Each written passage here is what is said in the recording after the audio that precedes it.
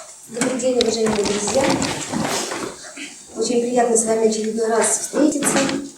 Вы знаете, что все следующие мероприятия у нас будут проходить именно в этом зале, в зале музея Куратова, да, литературного музея имени Куратова, поскольку Национальная библиотека закрылась на ремонт.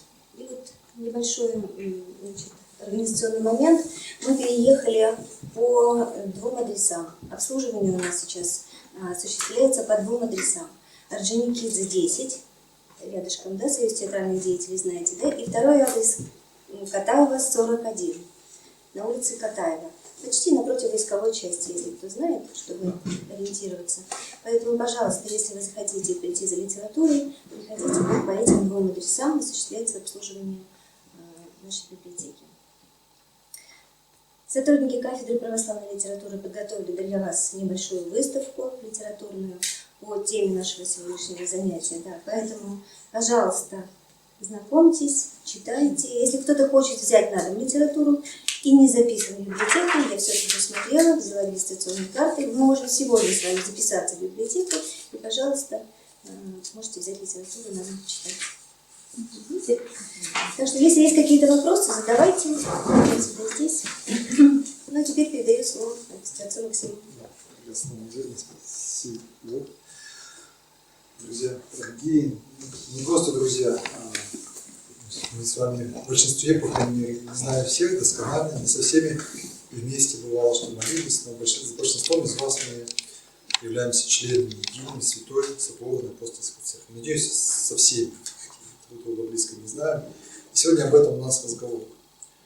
Разговор, очень бы мне хотелось, чтобы он был не лекционным, потому что лекция это передача знаний, а разговор о церкви – это разговор о любви. Причем любви бесконечной. Как только ты пытаешься бесконечность Бога, любовь, семью заковать в какие-то формулы, вот дать точное определение и сказать, что мы все сказали, что мы все передали, ты тут же останавливаешься, тут же возникает вот эта духовная смерть, по сути дела, потому что там, где нет движения, там ты теряешь Бога. И церковь – это тайна. Церковь – это тайна. Это тайна божественной любви, которая реализуется в любви. И поэтому, что бы мы с вами ни сказали, что бы мы с вами ни пропели, сколько бы мы с вами здесь ни просидели, мы к этой тайне можем двигаться, но исчерпать ее мы не можем. Не дай Бог, чтобы мы всегда это понимали и всегда понимали, что цель бесконечна. Потому что настоящая цель, она и должна лежать за пределами, она и должна быть непостижима. Потому что если ты ставишь себе конечные цели, если ты ставишь себе цели, которые можно достигнуть, то может настать момент, когда ты их достигнешь. И тогда действительно дальше никуда не пойдешь. Вот твоя жизнь, она на этом остановится, когда ты достигнешь этой цели. А если мы повторяем заповедь Христову: возлюби Господа Бога всей душой, всем сердцем, мы понимаем, что это никогда невозможно исполнить полностью. То всегда надо делать бесконечно. И возлюбить ближнего как самого себя, а любим мы себя, понятно, что прежде всего, то и эту заповедь тоже невозможно исполнить. И невозможно перечислить всех людей, кому мы можем стать ближним. Да? Ведь стать ближним – это тот, кому ты сейчас нужен. А этих людей очень много, бесконечно много, если учитывать и тех, кто уже был, потому что и молитва наша за усопших, она тоже нас с ними соединяет. Это тоже в определенном смысле наши ближние, нуждающиеся в нашей помощи в молитвенной. То, конечно, это призвание Бога к бесконечной любви. Церковь в этом смысле она тоже бесконечна. Поэтому давайте сегодня вот мы побеседуем, мы поговорим часик-полтора, постараемся поделиться, передать то, что нам открыто непосредственно своим Господом, такие цитаты, слова библейские, евангельские, то, что нам сказали, передали святые отцы, мужи апостольские, то, что нам говорят современные наши мыслители, богословы, проповедники, выдающиеся служители церкви. Давайте постараемся чуть-чуть расширить в себе вот этот потенциал настоящей истинной жизни. Как сказал Господь: «Сия есть жизнь вечная, да знаю Тебя, истинного Бога, и Его же послал Иисус Христос». То есть наше знание Бога, наше познание Его, которое осуществляется, безусловно, только в церкви в полноте, это и есть истинная жизнь. Итак, что же такое церковь? У нас нет определения, у нас нет точного определения. У нас есть образы, потому что духовные вещи, их вообще определить до конца словами невозможно. Мы можем только давать некоторые образы, которые нам позволяют к ним двигаться. Катехизис дает, конечно, определенное высказывание, некоторые определения, но мы понимаем, что его критикует, оно несовершенно, оно не может исчерпать всего. Поэтому даже не буду сейчас его повторять. Обратимся к образу. Что говорит нам Господь сам о церкви? Церковь – это собрание. Вот слово «экклесия», «экклесия» – это греческое слово, и у нас сегодня вот небольшое собрание. Это что значит? Это значит, что мы отложили свои дела, и мы ради чего-то пришли. Ради слова, в первую очередь, да, чтобы послушать, чтобы через слово приобщиться к этой жизни. И действительно, церковь – это те, кого Господь сам вызвал. Вызвал из городской среды, так это было в Греции, для того, чтобы люди присутствовали, выполняли какие-то функции, голосовали, что-то делали. Вот это вот собрание. Я создам собрание мое, я создам церковь мою, экклесию мою. И врата адовы, то есть партия ада, группа ада, она ее не одолеет. То есть мое собрание оно будет сильнее, чем собрание ада. Причем Господь избирает сам. И мы к нему тянемся, но в конечном счете не вы меня избрали, я вас избрал. Да? И Господь, сказано, что не всем людям себя вверяет. Не вверял себя им. В Евангелии от Иоанна есть такие слова.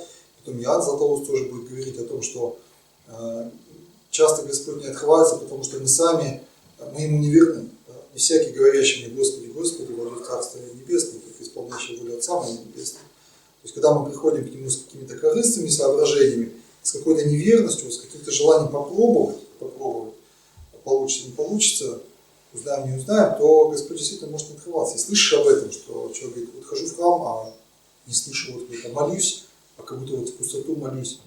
Это тоже можно преодолеть. Вот настойчивость, и Господь тебе откроется. Но если мы отступаем, то Он, как бы видя наперед, может и не верять себе. Это собрание. Церковь – это дом. А вот наше слово «русская церковь» – это как раз слово, буквально в переводе, обозначающее дом. Это уже языки европейские, немецкие, в частности, кирха или кирьяки. То есть это дом Божий. Это здание, которое создано для Бога, поэтому мы и храмы, вот особенно небольшие, называем церковью. И когда мы говорим это слово, то в первую очередь у нас в голове представляется именно храм, да? То есть богослужебное здание, которое не имеет, как правило, утилитарного назначения. То есть в нем не осуществляется какое-то материальное производство, это место именно для того, чтобы вот мы пришли, чтобы мы собрались там воедино, для того, чтобы мы совершали богослужение. Чтобы Господь особенной своей благодатью пребывал там, пребывал с людьми. Сами люди, входя в этот дом, они понятно, что меняются. Да? И здание, и одежда, оно все нас имеет. Церковь – это дом и в смысле переносном. В смысле переносном это мы с вами, живые камни. Вот апостол Петр говорит, устрояйте из себя дом Божий, как живые камни. Мы камни. Ну, представьте себе, это опять же образ. Из кирпичиков складывается всякое здание, из кирпичиков складывается дом. А вот представим, что эти камни живые, что они живут, дышат, мыслят, общаются друг с другом. Вот, по сути дела, из нас это здание строится, слагается. И хочу сказать вам, что есть книга в древности, вот я взял в руки Писания мужей апостольских, и вот пастырь Ермин. Ермин – это один из апостолов, и книга называется «Пастырь». И здесь в одной из главе описывается церковь, какая она должна быть. Сейчас, вот, если я быстро открою, увижу, то можно даже зачитать. Сейчас в процессе беседы. Вот. Сейчас найду цитату. Он созерцает видение, как строятся некоторые здания. И там разные камни. Какие-то камни складываются в это здание, причем складываются так, что между ними нет никакого зазора. Есть камни, которые отброшены в сторону. Есть камни, которые лежат рядышком. И вот он говорит об этом.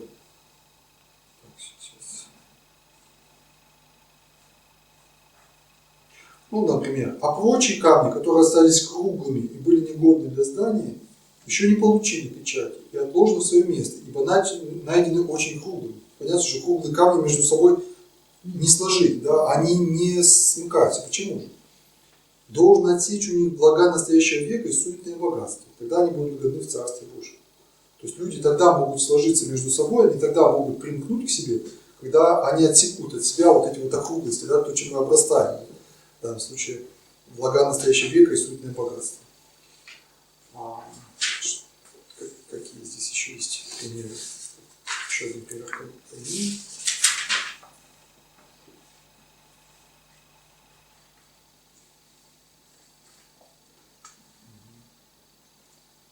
Камни, которые принесены были с поля и положены в здание башни вместо отвергнутых, это суть склоны Белой горы. Поскольку верующие этой горы отказались невинными, то господин башни положил в здание этой башни, ибо он знал, что, войдя в здание, они останутся белыми, и ни один из них не почернеет. А если бы он приказал положить в здание башни камни с кочек, то нужно было бы ему снова осматривать эту башню и очищать. Эти белые камни суть новообращенные, которые уверовали и уверуют, ибо они верят от сердца. Блажен тот род, потому что не видит. То есть говорится о том, что Господь вот строит эту башню, в ней есть вот камни такие внешние, которые образуют внешние стены, это вот епископы, апостолы, то есть это иерархи церкви, те, на которых держится здание. А какие-то камни кладутся внутрь. То есть это люди, которые новообращенные, которые с чистым сердцем принимают крещение и живут по заповедям Божьим. Итак, мы с вами дом, и чем мы равнее, чем мы ближе друг к другу, тем крепче дом. Понятно, что если мы ссоримся, если мы друг на друга обижаемся, то между нами возникают вот эти трещины, зазоры, которые здание расшатывают. Там описаны камни и с трещинками, и там описаны камни почерневшие, там описаны камни отброшенные. Вот я вам рекомендую эту книгу прочитать полностью, поразмышлять над этими образами, над этими камнями. Что еще такое церковь? Церковь это хлеб. Церковь это хлеб. В каком смысле это хлеб? Вот зернышки. Собирают зернышки, вот созрел урожай. Эти зернышки надо смолоть. То есть каждое зернышко, оно перестает уже быть самим собой, да, оно уже как бы растворяется. И человек в церкви, он действительно, он растворяется от других людей. У него уже нет таких вот четких границ я, ты, как святитель Иоанн Златоуст говорит, не говори вот этих слов холодных, твое, мое, потому что мы этими словами мы ограждаем себя друг от друга. Да, мы говорим, ну это же мое, а это же твои проблемы. То есть вот эти все слова твое, мое, они ставят перегородки между нами. А когда мы говорим, вот это вот наше, да, все твое, мое, и все мое, это твое, то, как Господь говорит своему Отцу, то мы как бы растворяемся друг друга, и мы живем общей жизнью. Мы живем общей жизнью. И мы свое имущество, например, да, если говорить о земных благах, то мы почитаем общим, потому что они, на самом деле оно ведь общее, потому что оно принадлежит Отцу. В этом мире нашего ничего, собственно говоря, нет. Бог есть хозяин всего мира, есть хозяин каждого из нас, хозяин нашей жизни, хозяин всего, что в этом мире существует, начиная от воздуха и заканчивая золотом, например. И вот если достигнешь такого состояния, вот этого глубокого понимания, что то, что вот у меня есть, допустим, в кармане, да, вот, например, какая-то денежка, но не моя она, просто она мне временно дана. Приобретайте себе друзей, вспомним притчу, богатство неправильно. Помните? Почему богатство неправильно? Этот хитрый домоправитель, он за счет богатства своего господина, он приобрел себе друзей. И потом, когда он обнищает, они примут его в вечный обитель. Чужими ворованными деньгами он купил себе друзей. И Господь говорит, смотрите, как хитро поступает вот этот вот негодяй. Сыны века сего такие вот умные, догадливые, почему вы так не поступаете? То есть нам просто надо понять, что все, что вот мы имеем, это все богатство нашего хозяина, это все богатство Бога. И мы можем сегодня его раздавать, то есть расточая это богатство, то, что мы считаем, моя зарплата, моя пенсия, да, мой бизнес, мои доходы. Раздавая это, то есть неправильное богатство, которое нам не принадлежит. Мы голенькие в этот мир пришли, мы голенькие из этого мира уйдем, мы можем себе приобрести друзей. То есть мы можем, по сути дела, злато, вообще деньги менять на любовь. Представляете, материальное на нематериальное, временное на вечное, тленное на нетленное. Ну, вот пища, она же тленная сама по себе, вот пища. И вот ты идешь в магазин, и ты несешь целый пакет тленной пищи. Она вся из тления. Она вся, по сути дела, земля. И вот тебе встречается на пути человек, явно голодный, явно вот хочется ему, чтобы ты с ним из этого пакета поделился. Естественно, первое чувство, которое возникает, инстинктивное, природное человека, да, мое, мне же меньше достанется. Поэтому пройти мимо, это значит вот унести с собой землю. А поделиться хотя бы, уже не говоря о том, что раздать все, значит, ты все равно ты полюбил этого человека, и он тебе отвечает, да, взаимной любовью. И самое главное, в сердце твоем стало этого больше. Ты идешь, пакет стал легче, а сердце твое поет, потому что ты чувствуешь эту радость от того, что поделился. Божественная радость. Старец Паисий рассказывал, да? Вот если у тебя есть 10 слив, есть братская справедливость, тебе 5, мне 5. Есть такая житейская справедливость, я же вырастил сливу, мне 8, тебе 2. А есть божественная справедливость, ты же больше любишь сливу, поэтому тебе 8, а мне 2. Так вот, хлеб немножко отвлеклись, зерна собраны, они смолоты, уже нет оболочки, уже нет вот этих наших стен, уже нет этих наших замков, они все перемешаны в муку. Эта мука вскисла, то есть она перебродила, она забродила, она переквасилась, и она испеклась. И получился целый единый хлеб. Вот была куча отдельных зерен, а теперь получился единый хлеб. Он действительно единый, потому что если хлеб ты сломаешь, ты его назад уже так просто не соединишь. Он единый. И он весь состоит из зерен. И вот священномученик Игнатий Богоносец, в этой же книге вы найдете его послание, должны найти в Писании уже апостольских, он в своем послании говорит, что его ведут на казнь. Его ведут на казнь вот через города, и он во все эти города пишет послание. Он, кстати, везде говорит о единстве церкви, да, что кто в единстве с епископом, тот в единстве с церковью, слушайте своих наставников и так далее. И его христиане встречают и уговаривают, они предлагают его выкупить, похитить там, и так далее, чтобы его не отдали на растерзание зверей. Он говорит: позвольте мне быть пшеницей Божией. То есть пускай зубы зверей измерят меня, да, чтобы я стал пшеницей Божией. То есть если я не умру вот этой мученической смертью, то я как бы останусь сам по себе, а я должен вот уподобиться распятию, то есть мученической кончине нашего Господа, чтобы любовь моя была совершенна. Ну, я немножко своими словами пересказываю, поэтому его послание тоже советую вам перечитать. Священномученик Игнатий Богоносец. Вот. Это хлеб. Который уже можно употреблять. В пищу. Что еще такое церковь? Церковь — это, конечно, это самый главный, самый, пожалуй, емкий образ — это тело. Что такое тело? Тело — это совокупность клеточек разных. Клетки кожи, клетки кости, клетки желудка, допустим, разных органов. Совершенно разные. Клетки они даже по размеру разные, да, по строению разные. Клетки волоса, допустим, клетки ногтей. Но которые все соединены воедино. Тело едино. Поэтому страдает один член, страдают с ним другие. Да? Болит, например, у нас там пальчик или нога, или желудок плохо работает. Все, значит, все тело уже не может отправиться, допустим, на занятия спортом, или в бане, или в театре, или еще куда-то. Потому что оно все страдает вместе с этим телом. Нет такого, что мы не можем, как правило, если орган уже не приблизился, допустим, к своему полному загниванию, исчезновению, то, как правило, мы его лечим, да, мы его профишим. И наоборот, радуется один член, радуются с ним все члены. Вот, поющее сердце. Если сердце поет, а сердце, оно, не зря оно называется духовным органом, потому что оно соединяет в себе всего человека. Обратите внимание, что действительно в сердце всегда вот настоящая жизнь. Сжимается сердце, если какая-то вот обида, да, скупое сердце, холодное сердце, черствое сердце, поющее сердце, счастливое сердце, блаженное сердце, чистое сердце. И вот идешь по улице, идешь просто вот радуешься погоде, людям, делу какому-то сделанному, просто со службы идешь.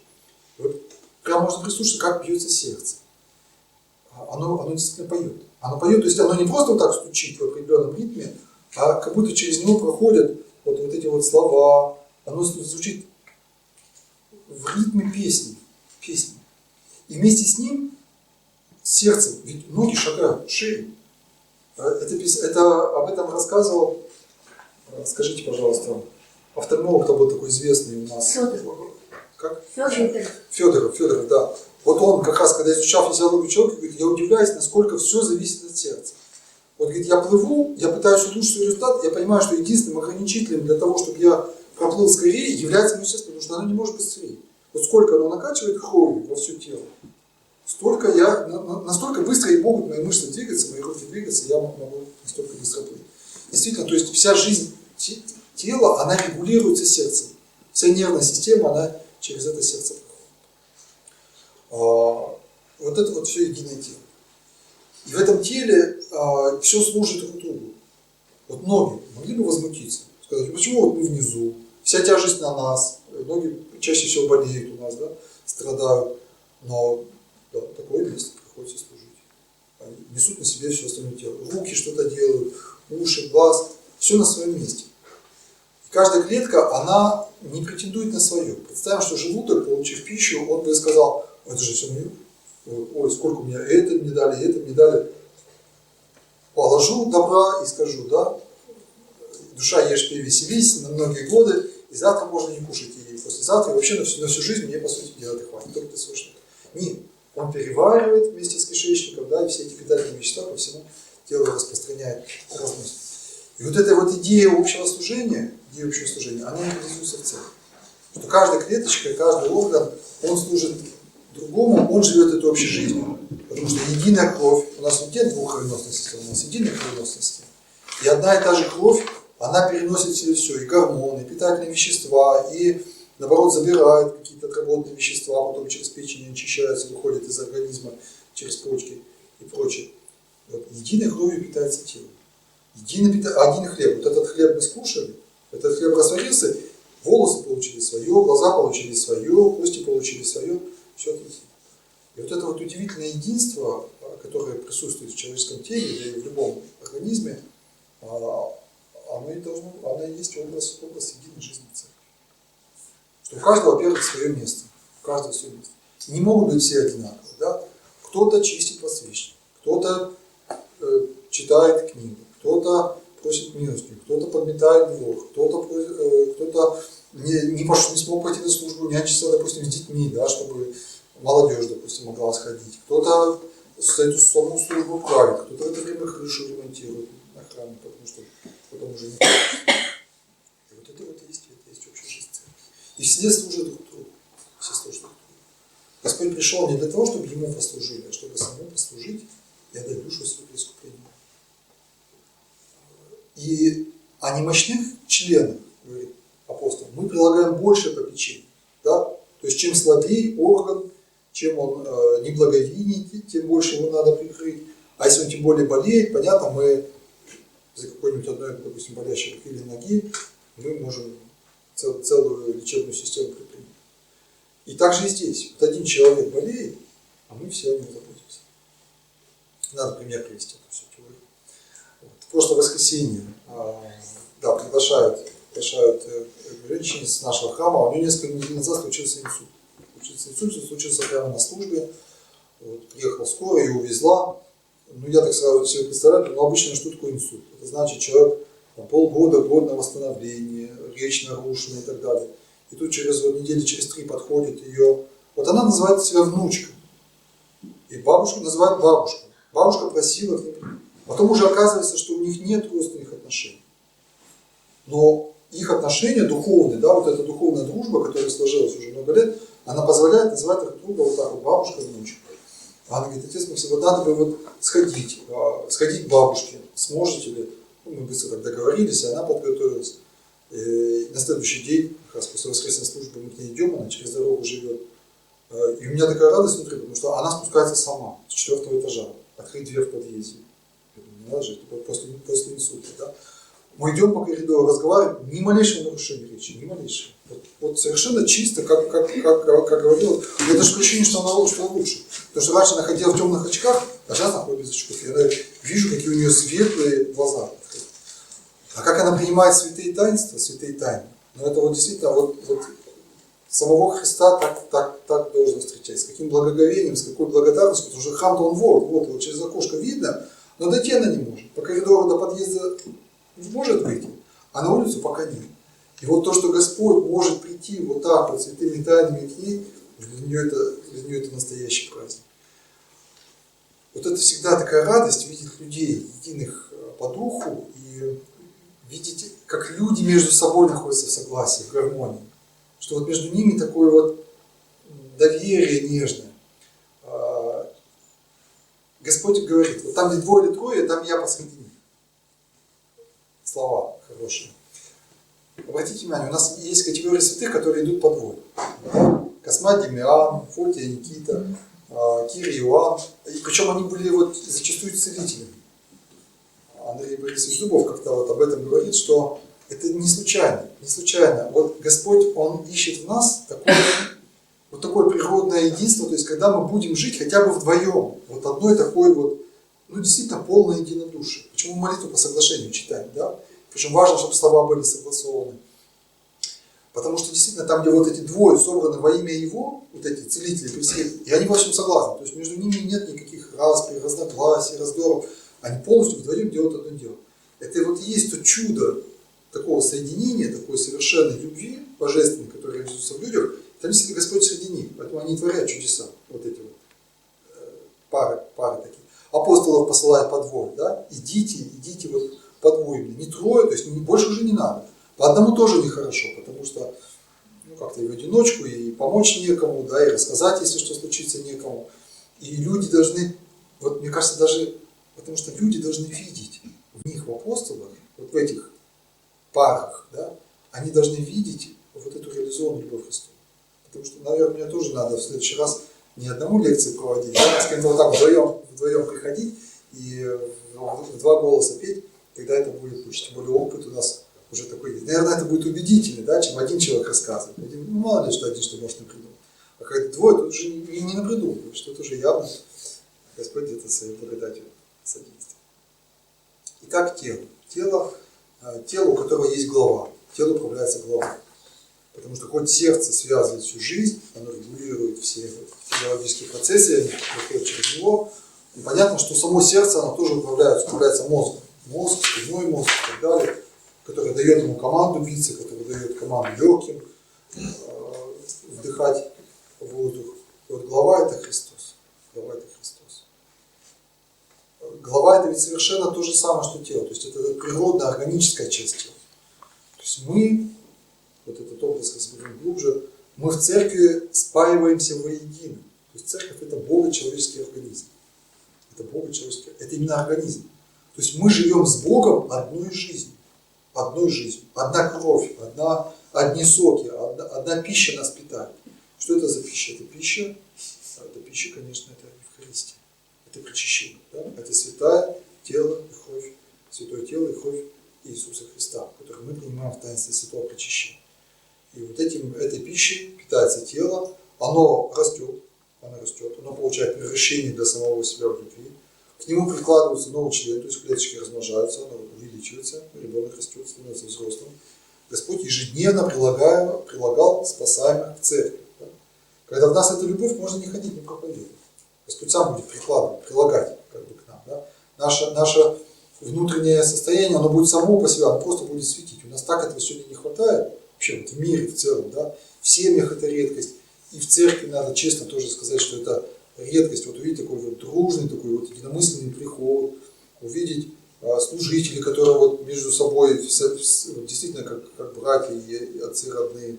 И увидеть, вот когда прихожане, да, вот просто вот христиане, миряне, когда они между собой, и это не год, не два, это не какие-то временные интересы, а это вот уже через всю жизнь. То есть они действительно как, не разлей вода, вот как сиамские близнецы такие. Уже даже не представляешь, как это может быть один без другого. Когда это есть, Господь Он сам прилагает. Потому узнают люди, что вы мои ученики, если будете иметь любовь между собой. Любовь, как мы уже говорили с вами не раз, это и наслаждение, первое слово в слове любовь, да? И это и боль. Потому что полюбить человека, это значит принять его целиком.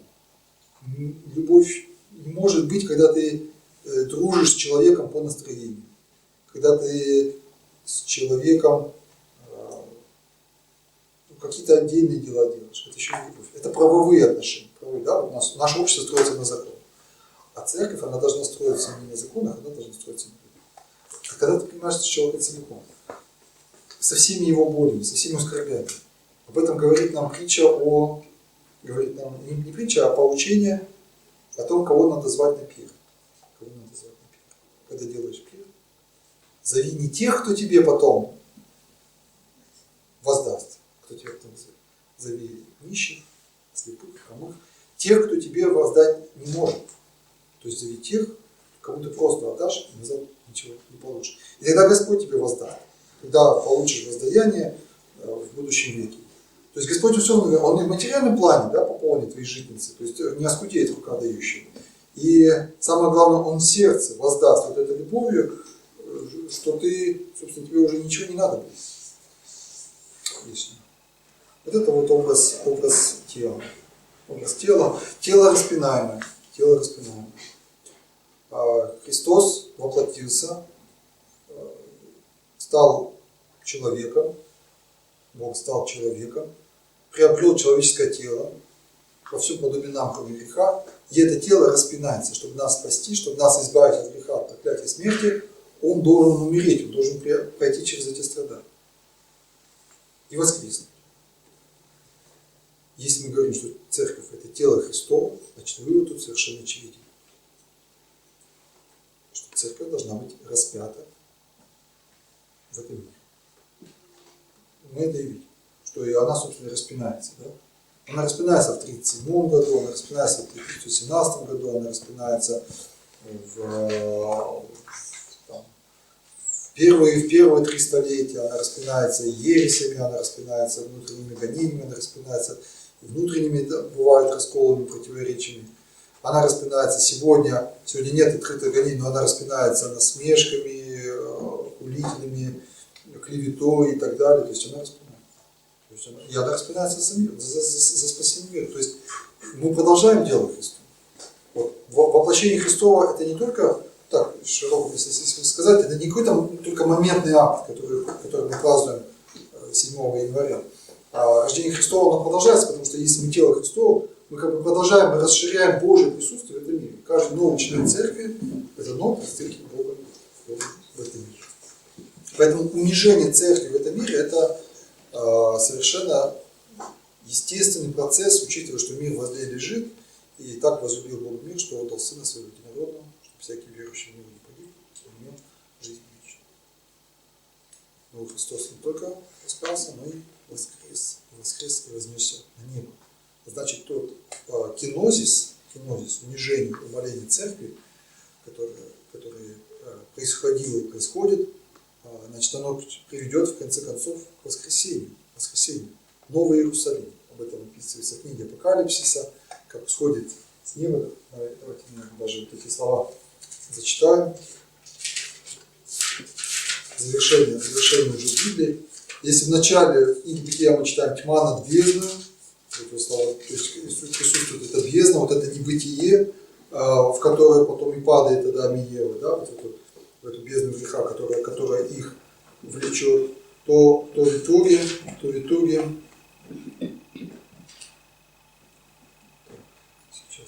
сейчас.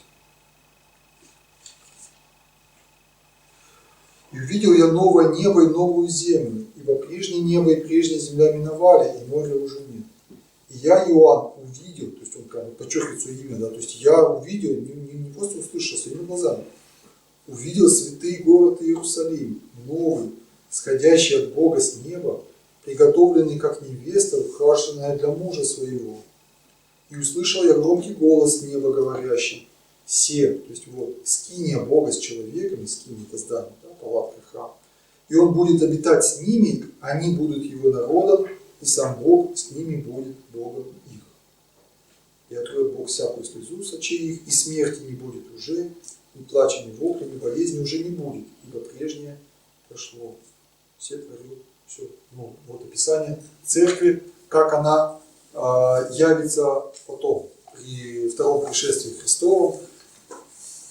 Сегодня мы не видим это. Почему? Потому что есть церковь земная, это вот наша, да, нынешняя, воинствующая, как мы называем, церковь воинствующая, потому что за что она воинствует? Она воинствует за то, чтобы доказать, что есть абсолютная безусловная любовь, что Бог есть любовь. Ну, воинствует, в смысле, против кого-то борется, а наоборот пытается вот эту истину реализовать в мире. Ну и воинствует за то, чтобы человек победил. Побеждающему дам сесть со мной на престоле. Да? Человек борется с грехом, человек воюет с дьяволом, человек борется с искушениями, с расколами, с сомнениями, для того, чтобы осуществить в себе святость. И когда мы провожаем уже, вот человек действительно дожил до конца жизни, да, как святой Макарий кажется, когда его бесы, вот уже прям вот, он уже у врат уже вот Царство Небесное, они ему еще все еще вслед кричат, говорят, ну Макарий, ты нас победил. Вот. Они еще уже хотят в последний момент его в тщеславие ввести, чтобы он хоть там споткнулся. Но он ничего не отвечает, и только уже переступая в врата Царства Небесное, поворачивается и говорит, ну теперь мы идем, за это идет борьба. И есть церковь торжествующая, церковь небесная. Вот когда люди входят туда, в церковь небесную, мы не знаем, сколько их, число нам не открыто. Из них некоторые, буквально единицы, мы, можно сказать, проставляем для назидания. Мы не назначаем Богу, кого проставить, потому что Бог сам проставляет. А мы для себя мы говорим, да, вот этот человек, так надо жить, и ты будешь тоже святой. Поэтому мы для себя канонизируем. То есть мы берем для себя образцы христианской жизни, канонизация святых. Это для нас, это не для Бога. И вот эта церковь, она и воссоединится, мы с ней связаны сегодня, безусловно, молитва. Она молится за нас. Мы просим, да, Святой Николай, моли Бога о нас. Мы молимся за них, особенно за тех, кому нужны молитвы, за тех, кто вот усопший, но он все равно нуждается еще в нашей любви, в нашей поддержке, особенно если это человек, вот он христианин, он верует, значит, он тоже член церкви, и, значит, наша молитва ему нужна. И вот эта любовь, она ее созидает. Как раз в одном монастыре действительно иногда короткие слова и виды говорят лучше слов. То ли идет молитва за усопших, то ли что-то кто-то спросил, вот мы тогда еще только начинающие первые шаги в церкви, что-то по свечке, и вдруг вот монахиня, она вот так поворачивается и говорит, да если бы вы знали, как мы должны молиться за них, и заплакала, за усопших. Это невозможно сыграть, это невозможно подделать, это вот боль из глубины души идет. И действительно, вот как мы поминаем, да, ну большей частью мы поминаем, мы просто перечисляем список, вот, в лучшем случае мы сострадаем, да, мы перечитаем с умилением, с желанием, да, что человек спасен. А вот со слезами молиться, то есть как бы своей скорбью восполнить вот ту духовную силу, которую человеку не хватает для спасения, вот этого нет. И вот ей было открыто. То есть где-то она, значит, Господь ей показал, вот этот раз она смогла так искренне это сказать. Ну и мало же у нас историй, да, когда, допустим, там игуменя молится за свою послушницу, и та видно, что она там в огне горит, и действительно ее надо вымаливать. Ну, такой вот случай описан, там молилась настоятельница, чтобы ей была открыта участь одной вот, прекрасной во всех отношениях ее послушницы юной, которая так вот юной скончалась. И ей было открыто, что за один нераскаянный грех, что она вот пребывает в адском огне, что за нее надо сколько молиться. Вот, пожалуйста, вам первый, наверное, самый сильный способ воссоединения всех нас, приумножения, укрепления церкви – это наша молитва. Это наша молитва. Наша молитва друг за друга, наша молитва за немощных, молитесь друг за друга, молитесь за меня. Да, вот апостол Павел, сам наставник, сам отец духовный, сам руководитель, молитесь за меня, чтобы Господь дал мне слово возвещать в узах моих. Вот это молитва, конечно, молитва друг за друга. Потому что молитва – это и есть выражение любви. Выражение. Когда мы из сердечного чувства ее уже выражаем словами, связываем друг друга и связываем друг друга с Богом. Что такое еще церковь? Церковь – это корабль. Церковь – это корабль. Это Ноев ковчег, да? Это ветхозаветный образ, в котором плывут, спасаются от потопа, спасаются от гнева Божия. Это тот кораблик, в котором Христос со своими учениками переплывает море. Вот бури готовы потопить, да, и сегодня мы тоже видим вот бури, готовы потопить церковь. И Господь говорит, что вы так боязливы. То есть главное, чтобы не было бури внутри, то есть чтобы внутри страха не было, что ты с Господом, он спит на корме, спит, значит, он у руля, он кормчий. Господь кормчий, рука кормчего маленькая лопаточка, которая, по сути дела, весь корабль направляет. Наше дело крестить, наше дело не доверять. И мы переправляемся с берега на берег, через вот это море. Мы от страны вот этой земной жизни, от страны греха, мы стремимся переправиться к Царству Небесному. Хотя, кстати, когда они переплыли, их там встречает новые искушения, да, вот бесноватые, там, из которых Господь изгоняет демонов и так далее. Поэтому мы действительно идем не от победы к победе, а от поражения к поражению. Ты что-то делаешь, думаешь, ты растешь, ты вот где-то что-то достигаешь, оказывается, это новое поражение, потому что надо смиряться. Церковь в этом плане еще перевернутая пирамида. Это вот владыка Антоний Сурожский об этом говорит. Кто-то ему из его наставников дал этот образ, он говорит, церковь это перевернутая пирамида. Там, где вершина внизу. Не вверху, как на долларе, да, еще и отделенная от пирамиды, а наоборот внизу, и чем ты ближе к Богу, тем больше на тебя тяжести. И внизу, вот в этой точке, сам Господь, Он на своих плечах держит церковь. Он распинает свою церковь. И ты хочешь быть первым? Кто хочет быть первым, да будет всем слугой. Если ты хочешь быть в церкви первым, ну и вообще в жизни, да, это и касается всего в семье, кто хочет быть первым, то должен быть всем слугой. Он должен первым вставать, идти.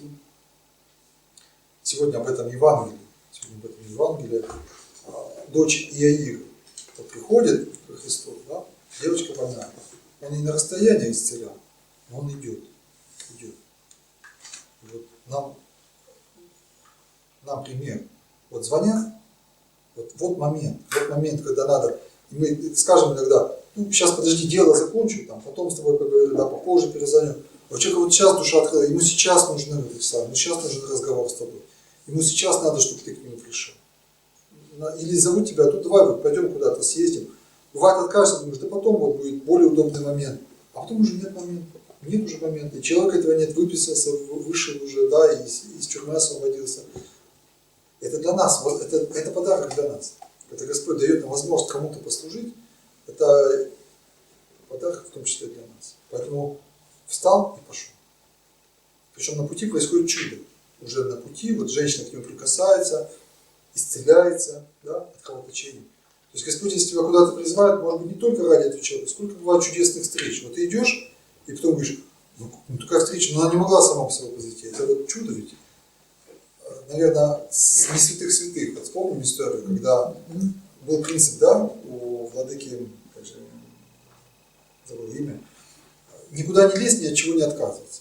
Поэтому, когда он приезжает в Россию, к нему подходит там один священник и говорит, поедемте ко мне вот на приход там, за 300 километров послужить. Василий Родзянко. Да, Василий Родзянко. И вот у него такое смирение, да, вот куда Господь зовет, туда и надо ехать. И там на пути, вот на лесной дороге, по сути дела, ему приходится отпевать свое духовное чадо неведомое, которое вот слушал годами его радиопередачи, радиовыступления, считал его своим духовным отцом. Такое чудо, такая чудесная встреча. Что еще такая церковь? Что еще такое церковь? Церковь это жена. Вот мы сейчас прочитали в Апокалипсисе, да, как жена приготовлена для мужа своего, как невеста приготовлена для мужа своего. Вот. Муж берет, жена отдается. Да? Ну, вот так вот, в семейных отношениях. То есть жена, как правило, вот в древности это еще традиции строже соблюдались, мы сейчас немножко это подзабыли, но все равно, как правило, невеста, вот она покидала родительский дом, она переходит в дом мужа. Да? Она принимает его фамилию. То есть она ему вручает свою жизнь. Все, но решение по поводу того, где жить, как жить, эта ответственность уже лежит на муже. А жена, куда иголка, туда и нитка. Вот у меня один друг нашел себе жену в Сочи. Вот она всю жизнь там в Сочи жила, там солнце, субтропики, море. Вот. И вот он ее привез сюда, в Северный край. Да. Свинцовое небо, и не хватает солнца, она мучается, особенно вот, когда осень, потому что там у них еще все купаться можно, а здесь уже в шубе надо ходить. А что делать? Так. Это он здесь в Сыктывкаре живет, а родительский дом у него еще на 700 километров севернее туда, в Россию. Да. Жена идет за мужем. И также в этом смысле церковь, она принадлежит Христу, она отдается Христу. И этот образ потом апостол Павел, он еще отдельно специально разъясняет, что тайна сия велика есть. Я говорю об отношении Христа и Церкви. Что Христос это есть образ для мужа, а Церковь есть образ для жены. То есть и семейные отношения так должны строиться. Семейные отношения так должны строиться. Это не отношения равноправия, это не отношения партнерства, это не отношения взаимной выгоды, это отношения подчинения с одной стороны, но подчинение это не унижение. Вот это очень важно понять, и сегодня это очень сильно ушло из наших голов. Да, потому что женщина не хочет быть подчиненной. Подчинение это льготное положение. Это, можно сказать, привилегированное положение. Ты все свои заботы ты отдаешь. За тебя отвечают, за тебя думают, за тебя решают, за тебя заботятся, за тебя беспокоятся. Муж должен, как Христос, распинаться за церковь. Он должен заботиться о ней. Он должен беречь ее, как хрустальную вазу. Да? А если наоборот? А если наоборот получается? Ну вот надо думать, насколько мы тогда далеко отошли от Бога, потому что должно быть так. А если происходит наоборот, значит мы действительно вот это вот все позабыли, и от этого возникают страдания и мучения. Ну иногда, хоть это и устойчиво, но все равно потом мучительно приходится возвращаться назад. Я вот наблюдаю за отношениями людей, которые в церкви уже много, не первый год уже, и как тяжело им вот это вот перестроиться, потому что как раз как наследие вот этой советской, традиционной эпохи сложилось-то наоборот. А должно быть так. И вера, она к этому зовет, она зовет же к смирению, а смиряться тяжело, и ответственность брать тяжело. А все равно к этому двигаться надо, потому что в этом есть совершенная любовь. Любви не может быть там, где все равноправны, где все одинаковые. Если мы все были одинаковые, если мы все были одного пола, одного возраста, одного состояния здоровья, одного достатка, мы все разошлись по гаражам, по домам и ни в чем бы не нуждались. А Господь и сделал так, что мы друг в друге нуждаемся. Изначально нуждаемся. Дети нуждаются в родителях, родители нуждаются в детях, все заботятся о стариках, старики меньше капризничают, заботятся о молодежи. Бабушка тогда мне так понравилась, в автобусе сказала, ей выступает место, говорит, бабушка, садитесь в университет. Да это вы сидите, это же вы молодежь, вы куда-то спите, я насижу еще за целый день. Я не говорю, что так всегда надо делать, но само ее вот отношение, причем она это говорит без всякого надрыва, без всякого упрека, то есть у нее это вот с улыбкой такой, понимаете, с легкой. Иду по улице, идет монахиня, здесь вот у нас, в нашей республике Коми, вот, идет вот так дворами, к ЖД вокзалу, несет две больших сумки. Спокойно так идет, никуда не спешит, вот, без всякого надрыва, без всякого упрека, ни на автобусе, ни на такси.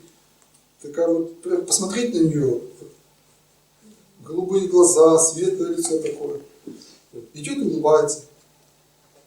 Потом смотришь, удивляюсь, к педколледжу подъезжает машина, такси. Ну что ж, такси недорого, сейчас вчетвером ехать на такси, то что на автобусе. И парни, видимо, с общежития, что ли, так, какие-то экономичные. И вот выходит 4 парней с рюкзаками из такси. Я вот удивляюсь, женщина пожилая, идет с сумками, идет, и когда я меня спрашиваю, вам не тяжело идти? Я говорю, да нет, а что тяжело, иду себе дойду и в радость. Действительно, мы получаем радость, даже чисто физиологически. Вот мы идем, гормоны выделяются, все, вот сердце бьется, да, промывает все наши сосуды, питает. Вот.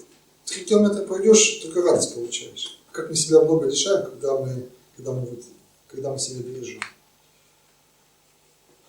Что еще такое церковь? Церковь это виноградник. Господь выкопал, да? Хозяин выкопал, построил виноградник, обнес забор, выкопал почву, что принесет тот. Мы должны принести. Вот это наше духовное состояние. Но самый ценный, самый, конечно, плод, которого всего больше нам нужно, это любовь, которой чем больше говоришь, кажется, тем больше теряешь понимание того, что это такое. Это смирение, это кротость. Мы виноград, церковь это виноград. Если не будете на лозе, то есть лоза, если не прибудет на разге, то высыхает и отсекают ее, в огонь бросают. Мы лоза, мы питаемся, да, мы наливаемся. Почему-то человек иногда, посмотришь на такого человека вот, церковного, да, такого уже до мозга костей вот, церковного. И так легко и приятно, и хорошо. Вот он налился, вот он годами, молитвой, он вот напитался Богом, все, в нем уже вот ничего такого ветхого не осталось. Он весь, он все делает для Бога. Все его мысли, все его чувства, они все вокруг Бога вращаются. Сегодня мне вот говорит одна женщина в воинской части, она говорит, вот у нас раньше служил тут такой, говорит, батюшка, позвольте, я имя уже не буду называть, тем более до эфира, она говорит, но он когда к нам заходил, это солнышко было, это солнышко. И она, знаете, вот она даже сейчас рассказывает, уже годы прошли, и у нее до сих пор вот это вот чувство, у нее улыбка вот на лице, потому что это чувство, говорит, это вот благодать, это тепло, это вот вокруг него, это вот на весь день такое. Вот человек с собой такой. Почему? Потому что человек на Христе. Да? Человек от Христа живет, от Христа питается, от Бога все вот это получает, и он себе вот это вот несет.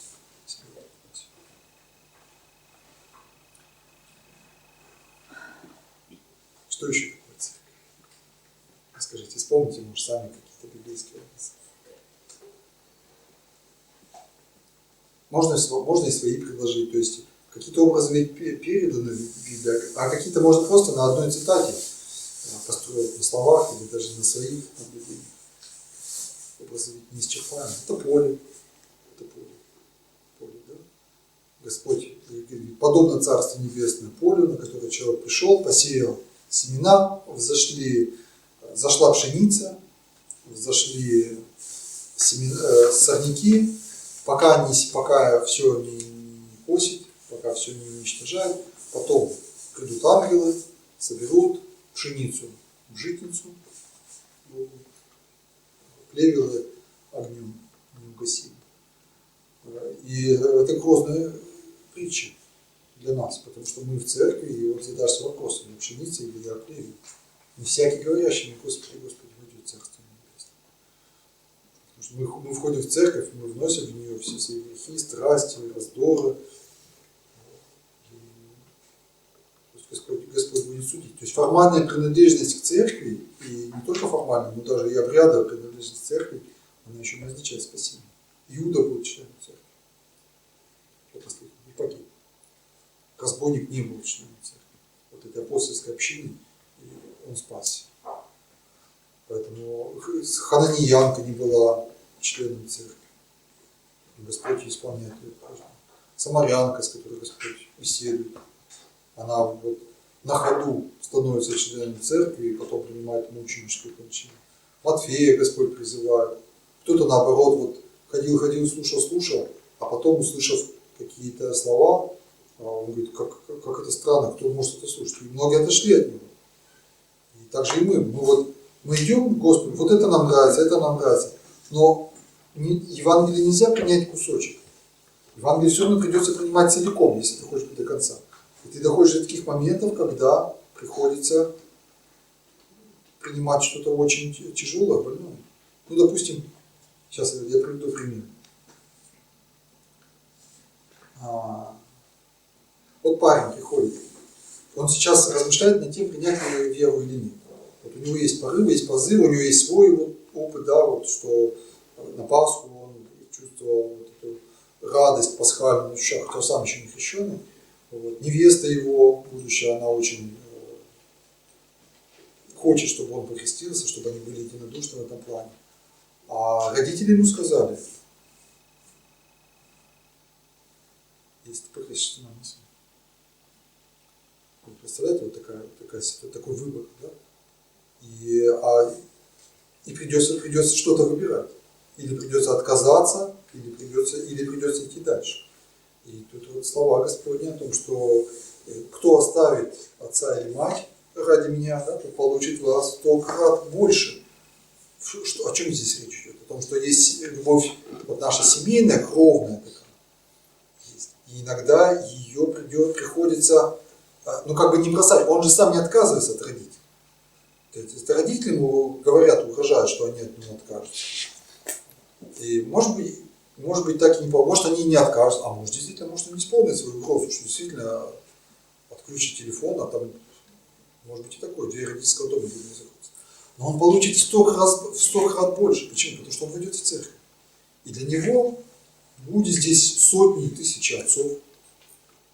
Это и священники, и наставники, да, и вот мы говорим, отец, допустим, Кирилл, да, отец такой-то, отец Антоний, отец, не отец, уже владыка, Иларион Троицкий сегодня еще тоже будет, отец Иоанн Кронштадтский, то есть будет тысячи таких вот наставников. Братья, сестры, матери, матушки. Когда вы говорите матушку, вы действительно должны переживать вот этого, да, что человек тебе как мать. От детей будет тоже множество. Потому что уже как бы не чужих. Ты уже вот заботишься о этом всем, ты можешь там на приходе или там, в детский дом ходить и так далее. То есть твоя любовь, она умножается многократно. И она приносит эти плоды. Что еще такое? Что еще такое церковь? Не вот, да, Господь вот нас выбирает из мира, но опять же потом будет выбирать вот эти рыбы хорошие, эти рыбы худые. То есть Он нас наловил, как бы мы пришли в церковь там, со своими интересами, а в итоге какими мы рыбами окажемся, в какую корзину нас отправить. То есть это призывает к ответственности, что не успокаивайся, не думай, что если ты вот уже и молишься, и календарь богослужебный соблюдаешь, и постишься, да, что все, тебе уже все гарантировано. Потому что можешь оказаться как фарисей. Вот мое место в церкви, вот моя милостыня, вот мои обязанности перед Богом, все выполнено. И чувствует, что я не таков, как прочий человек. Вот это вот возношение, осуждение, жить окружающих. И у нас это очень часто бывает. Что мы говорим, что мы же все, уже с Богом, а там что-то. Господь вот Он пришел показать чудеса, что пастух, оставив 99 овец, пойдет спасать заблудших. Те, кого мы сегодня считаем заблудшими, они могут, они предваряют вас в Царстве Небесном, да? Они могут нас встречать в Царстве Небесном. Придем к вратам Царства Небесного. Они нас, кого мы осуждали, могут там встречать. Спрашиваю одного священника, пожилого, молодого: батюшка, как вот вы молитесь, если подаются записки за заблудших? Он говорит: а как я могу молиться, если я сам заблудший? Ну, искренне, то без раздумий так сказал. Это было не позерство, это вот действительно ощущение своей греховности перед Богом. Какие еще можно привести? Всем покойным, за вещи погибших, коммунисты, жертвы. Вот внешних судит Бог. Вот Господь так сказал: Антоний, внимай себе. То есть, понимаете, мне кажется, это вопрос сложный, многие над ним думали. Мне кажется, что там есть какой-то промысел Божий, который даже до конца не открыт. Поэтому Господь нам советует об этом не думать. Вот как бы не брать на себя вот этот труд, выносить суждение об участи людей. Мы же даже вот когда мы молим за самоубийц, церковь не молится, это ведь тоже сделано в определенный исторический момент с педагогической целью, чтобы людям показать назидание. Но мы же не можем сказать, что человек, который покончил жизнь с самоубийством, да, ну, что вот он обязательно осужден. Мы просто не молимся для того, чтобы другим было неповадно, чтобы другие знали. Кто знает, в молитве, в Ваутинской говорится: и мы же весь с вами, Господи. То есть у Господа может быть такие промыслы, что этот человек в последнюю там, секунду, минуту думал, нам неведомо. И так же и здесь. Неведомо. Как разбойник. Кто эти слова, которые разбойник на кресте слышал, когда он произносил? Может, никто не слышал. Для нас-то передано в Евангелии. Так же и здесь. Лучше, мне кажется, это просто нам не понять. Это в отношении людей, которые вот вне церкви, может быть такая бездна божественной любви, которую нам пока просто не понять. Мы этого не переживем. Это работники 11 часа могут показаться. Помните? Вот первый, кто пришел и проработал весь день, это вот мы, да, мы что-то делаем для церкви, вот мы что-то строго соблюдаем, часто причащаемся. И вот мы работаем, мы весь день работаем. Мы как старший вот этот брат, кричал блудном сыне.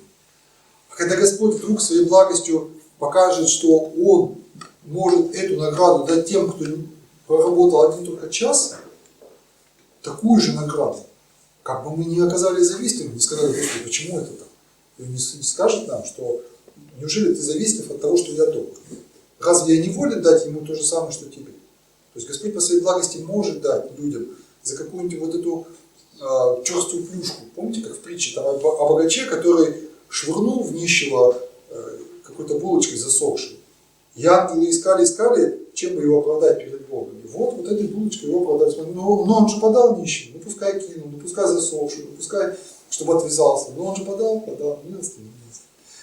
Поэтому мне кажется, там есть какой-то промысел Божий. Я не знаю, что все спасутся, это осуждено, как ересь, вот эта идея всеобщего спасения. Но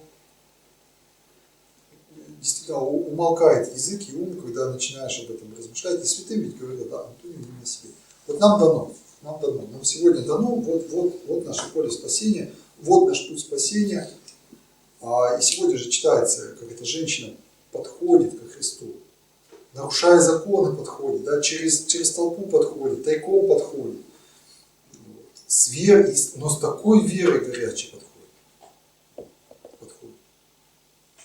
И получай.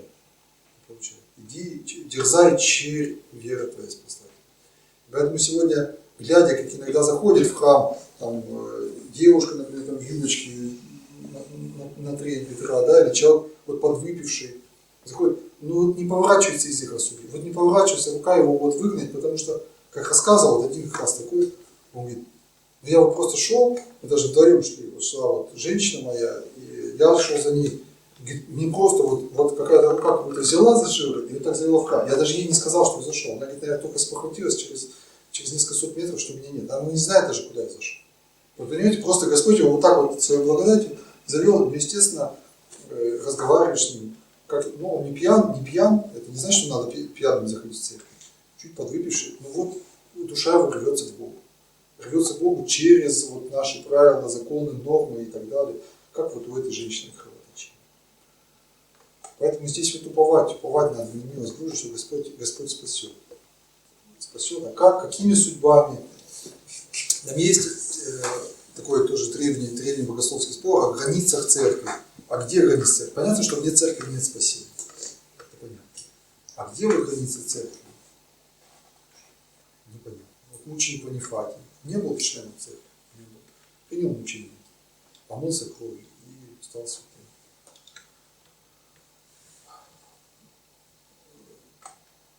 Таинство, мы говорим, что церковь едина. Да, только единая православная церковь. Римскую церковь, хоть и называем церковь, мы не признаем ее церковь. Протестантскую церковь мы не признаем церковь. Но мы признаем там таинство. То есть таинства совершаются. Мы священника, допустим, из армянской церкви принимаем как священника, значит, как положено, значит, благодать действовала. Хотя это монофизиты, хотя у нас нет молитвенного общения, и вообще мы считаем, что это неправильное учение. А таинство есть. Поэтому границы церкви размыты. Хотя вот Иларион, святитель Иларион Троицкий, большое число, когда насчет этого пишет, что золото, даже если в руках разбойников, оно остается золотом. Да? Я зачитаю несколько его цитат. Очень вдохновляющая книжка, я ее советую. «Христианство не без церкви». Архимандрит тогда Иларион Троицкий, впоследствии священномученик и епископ. 100 лет назад она была написана. Вы знаете, вот люблю такие книги, в ней дышит вера. Вот, учит не как книжники фарисеи, как власть имеющие. Вот вера в церковь. Вера в церковь. Сейчас даже я вот с конца начну одну цитату такую.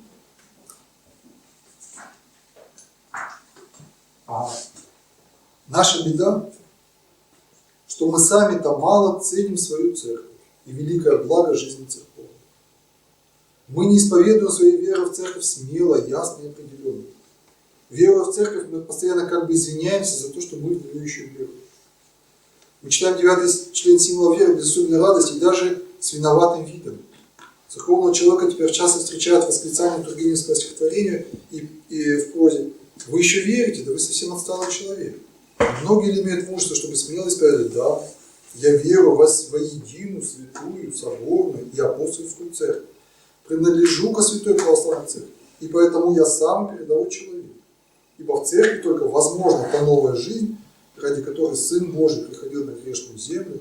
Только в церкви можно приходить в меру полного возраста Христова. Следовательно, только в церкви возможен подлинный прогресс истинного спасения». Вот.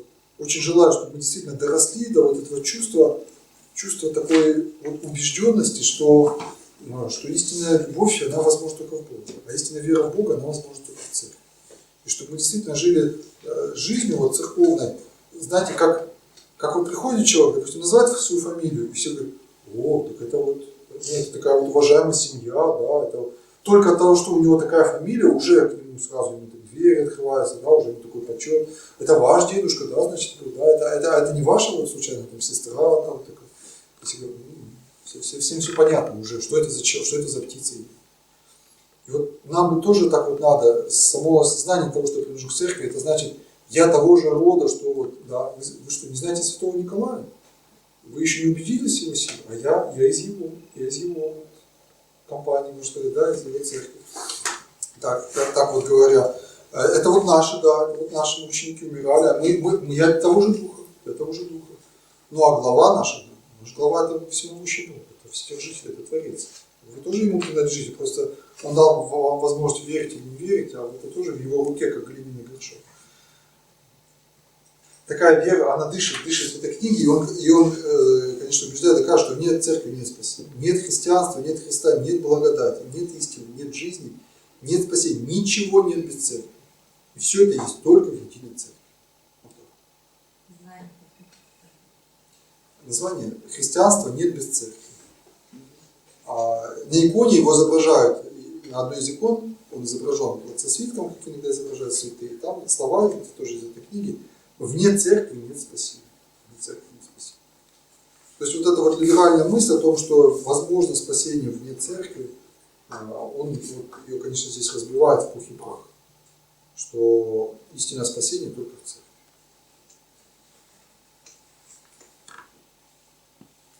Нет никакого христианства, то есть, которое возможно было бы вне церкви, потому что Христос, вот эту цитату я сейчас тоже зачитаю. Христос не учил только об единстве от церкви, но создал церковь. Христос дал заповедь «любите друг друга», но одной заповеди совершенно недостаточно. Эта заповедь, как всякая другая заповедь, сама собой ничего создать не может, если нет у человека сил для ее осуществления. Если бы христианство ограничивалось только одним учением о любви, оно было бы бесполезно. Потому что в человеческой природе, искаженной грехом, нет силы для проведения в жизнь этого учения. Чувствуете, да? То есть само по себе учение, вот христианство как учение, оно бессмысленно, бесполезно, потому что куча была всяких учений, философий, и они человека не спасали. О любви говорил и Ветхий Завет, и даже язычники, но этого мало. Разум признает, что заповедь о любви хороша, человек постоянно будет встречать в себе самому иной закон, противоющий закону ума, и применяющий его законы духовно.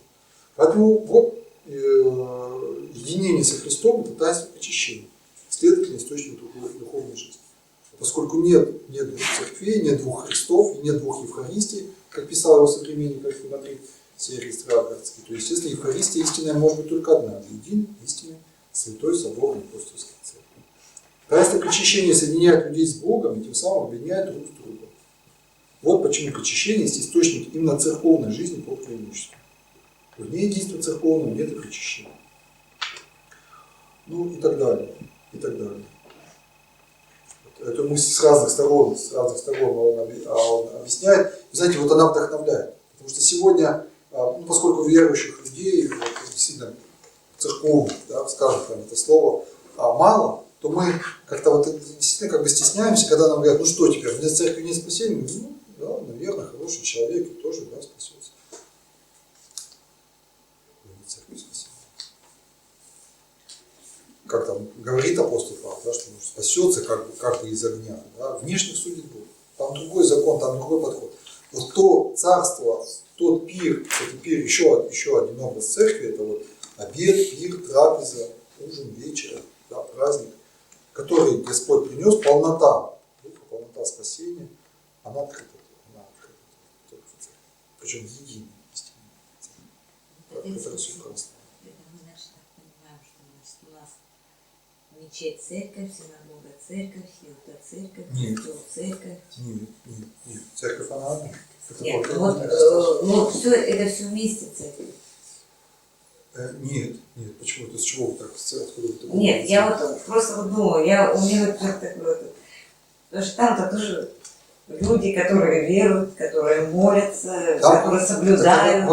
Вот как раз в этой книге очень хорошо он объясняет, что это община. Да и куда? Вы знаете, есть политическая партия, да? Есть община единомышленников, есть, допустим, кровное какое-то сотрудничество, родство.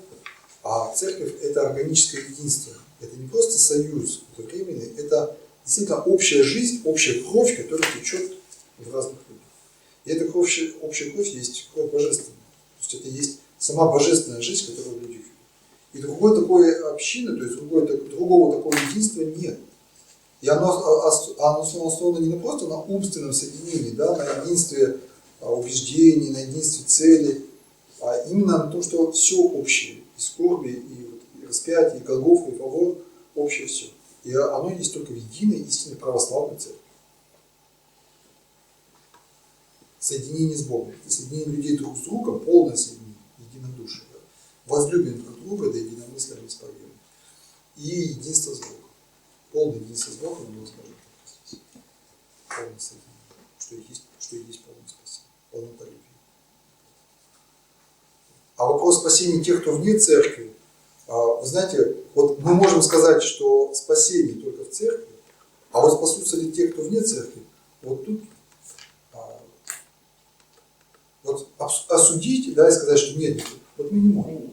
Да, да. Вот мы говорим, на это очень умно ответил, кажется, святитель Филарет или Феофан. Ему задали вопрос, говорит, вот, владыка, ну скажите, ну вот ты такой умный человек, вы же понимаете, что мир такой огромный, вот люди разные веры. И вот неужели вы скажете, что вот они все погибли? И он ответил, говорит, я не знаю, спасутся ли. Я без церкви не спасусь. Поэтому вот мы вот так и должны говорить, мы не знаем. Вот оставим на помысле Божьем. Мы без церкви не спасемся. Потому что в ней нам открыто, кому много дано, с того много спросится, кому мало дано, с того спросится меньше. Мы без церкви не спасемся. Потому что нам такая возможность дана. Кто еще вот один момент, там Господь говорит своим ученикам, идите и возвестите Евангелие всей твари, кто будет веровать, спасен будет, кто не будет веровать, тот осужден будет. И вот мы на этой фразе иногда сразу так автоматически все 8,5 миллиардов людей Земли так отправляем в ад. А вопрос, а услышали ли они Евангелие? Вот они услышали, а чтобы так сказать, что вот я принимаю или не принимаю. Может, не слышали, что где-то что-то такое есть, но услышали ли они вот именно вера от слышания? Услышали ли они Слово Божие? Услышали ли они настоящую форму? Вот этого мы не знаем. Поэтому это бездны промысла и суда Божьего, тут действительно наш человеческий, наверное, должен остановиться и сказать, что ни церковь, ни спасение.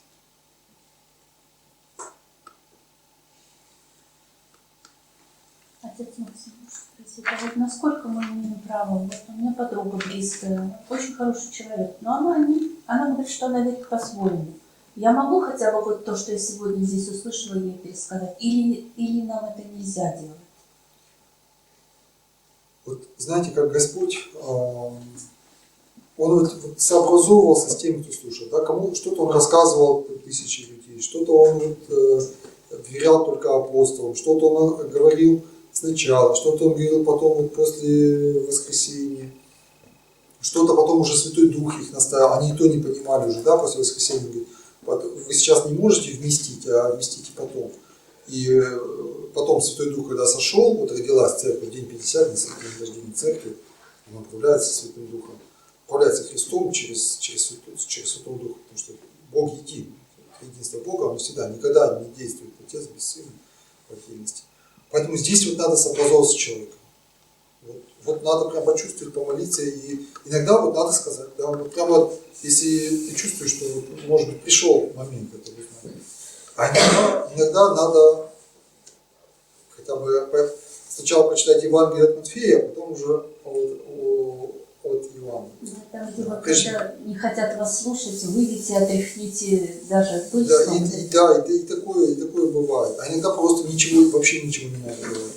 Просто вот ничего не надо говорить, надо просто быть рядом и все, и наблюдать на то, как в человеке вот это вот созидается, молиться за него и просить, чтобы Господь сам открыл, сам оставил. Потому что никто ведь не приходит к Христу, если не призовет его Отец. Мы можем долбиться в эти двери, а Господь может не призывать человека. Почему? Не знаю. Это всегда чудо. Вот когда человек придет к Богу, да, а еще так, что он вчера был богоборец, а сегодня он готов распяться за Христа. И мы всегда вот удивляемся, как это произошло. Вот все-таки что такое вот в тебе произошло? Вот этот сам момент, он всегда чудесен, да? Кто-то читал Библию, ему просто вот открылась вживую вера. Кто-то увидел другого человека, пошел за ним. Кому-то просто Господь явил непосредственно самому чуду.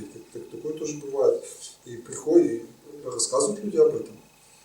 Кто-то просил и получил, кто-то через молитву, кто-то еще как, кого-то наоборот унесет там в какие-то лжеучения, и там, нахлебавшись, пройдя вот все круги ада, он уже возвращается и все. Вот приходит сейчас человек, там, не знаю, сколько сидел, но по виду так это лет 20 человек, вот, когда сидит в тюрьмах, так.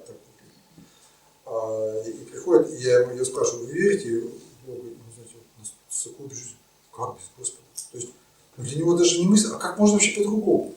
Хотя при том тысячи людей вокруг живут и живут без Господа. А он уже не представляет все. Он уже понял, что такое дыхание смерти, что такое жизнь без Бога. И он пришел. Вот у нас сегодня такой разговор получился. Мы не разбирали отдельно понятие единое, святая, соборная, апостольская. И надо бы их разбирать, они входят в символ веры. В катехизисе они описаны, разобраны. Да и они, в принципе, довольно понятны. Да? Едино, понятно, церковь только одна. И единая, это значит, мы единой жизни живем.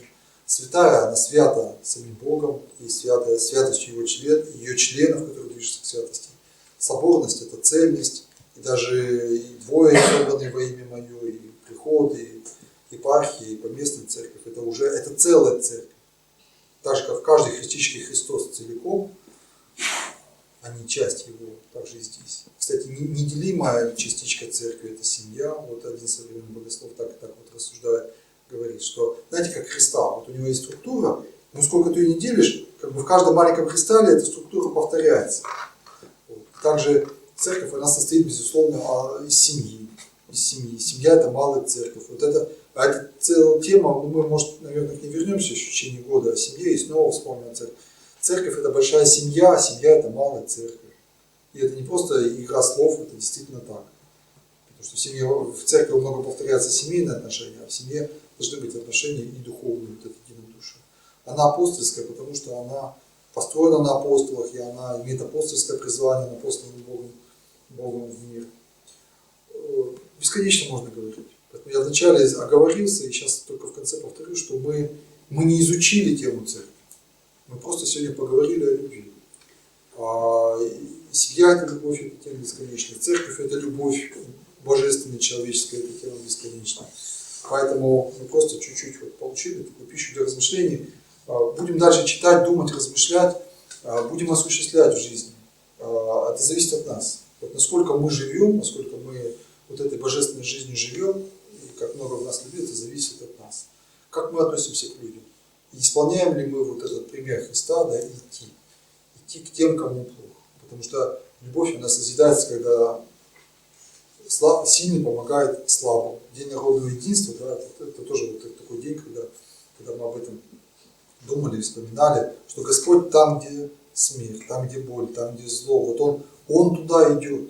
Вот мы иногда так отстраняемся, да, говорим, вот не хочу туда, хочу там, где весело, там, где безопасно, там, где вкусно. А Казанская икона, почему она является на пожаре, да? Потому что показывает, Господи, где ты был, когда был этот пожар? Он показывает, я там был, я там. И, Господи, где ты был, когда была эта буря? Я там. Я вот прямо в центре этой бури. Делаем ли мы это? Верим ли мы это? Действительно мы относимся к своим окружающим как к членам церкви, не просто как братьям и сестрам. Кто исполняет волю, тот мне брат и сестра и матерь. То есть быть членами церкви это даже выше, чем быть братьями и сестрами. Иоанн Кронштадтский. Что значит веровать в церковь? А вот что. Видишь бедного, просящего милостыню, признай в нем сердечно твоего собрата, члена Христова, и подай ему милостыню, обратите внимание, не просто подай ему милостыню, подай ему милостыню с той верностью, что сам Христос в лице его принимает ее. Ты будешь верующий в церковь. Гость пришел к тебе, прими его опять как члена Христова с лаской, побеседуй с ним искренне, на пользу души его. Угости его с радушием, ты будешь верующий в церковь. Кстати, у апостола Павла там есть такое, он прям перечисляет, Жены, повинуйтесь мужьям как Господу. Мужья, заботьтесь о женах, как Господь возлюбил церковь. Дети, повинуйтесь родителям, потому что это требует заповедь Господня, да, отцы не раздражайте детей ваших. Рабы, служите господам не как человеколюбники, а как самому Господу. Господа, относитесь к рабам с заботой, потому что и над вами есть Господь. То есть вот все отношения строятся через Бога. Видишь священника, признай от души, что это пастырь словесного стада Христова, от самого Иисуса Христа поставлен, духовно рождать и воспитывать людей для вечной жизни. Смотри на него, как на оба самого Христа, веруй, что на нем починит благодать Святого Духа и власть. Учить, совершать таинство, руководить к животу вечному. Веруй в его право благословения, исходящее от самого Иисуса Христа. Принимай его как Христово благословение. Ты будешь тогда веровать в церковь.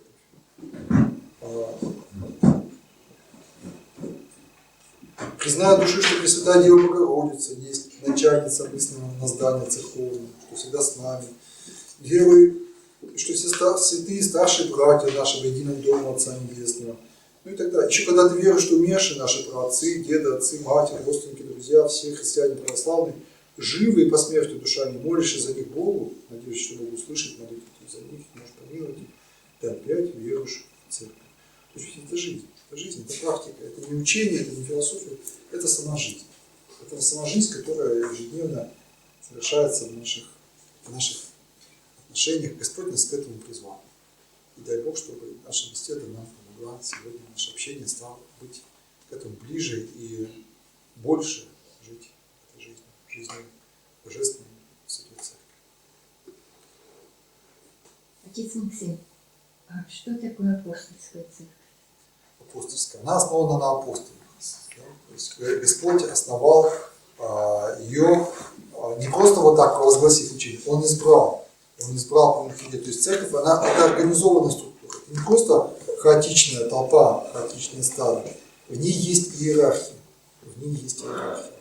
То есть это люди, которые были ближайшими учениками Христова. Через них они уже полагали епископов.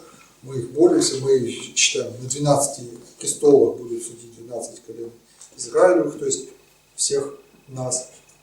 И поэтому церковь организована иерархически.